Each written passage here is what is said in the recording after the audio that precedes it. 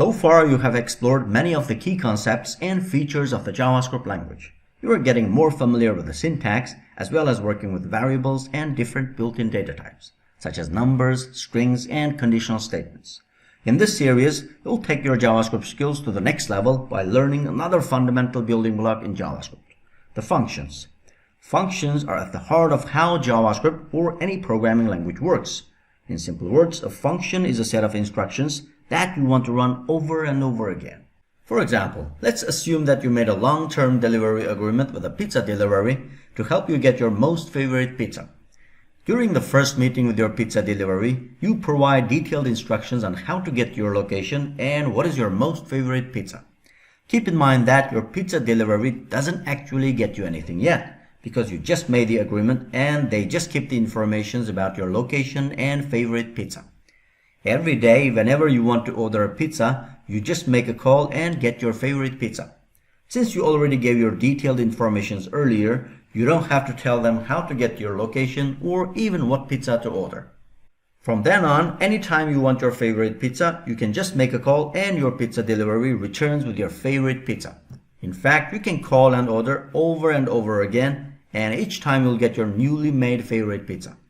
Later that day, you might even provide your pizza delivery different sets of instructions, such as adding different ingredients or ordering the pizza with the drinks. To get your favorite pizza, you just make a call and order. It's that simple. JavaScript functions work in much the same way. They let you group a series of statements or instructions together to perform a specific task needed by the program. Let's get into how they work. You start by declaring the function. That's like you providing instructions to your pizza delivery. In JavaScript, you use the function keyword, followed by a name for the function, a pair of parentheses, and a pair of curly braces. You can name your functions whatever you'd like, as long as you follow the same rules for naming variables.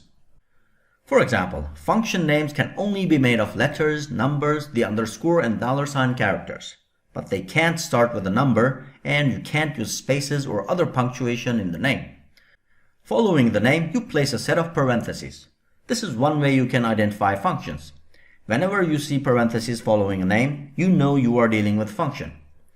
After the parentheses comes a pair of curly braces, which form a code block. You learned about code blocks in the previous lecture when you learned conditional statements.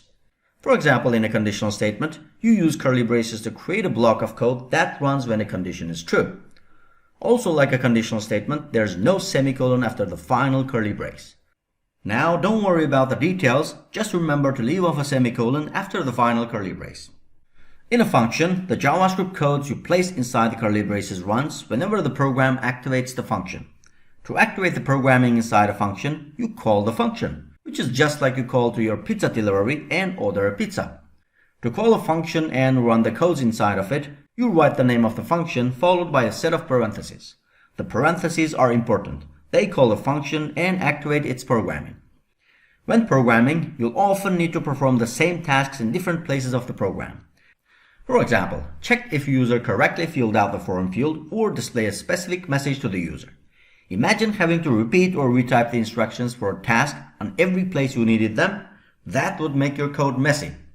Functions provide a way to efficiently execute code that you want to repeat again and again. Then you call that code whenever you need it using a single short command.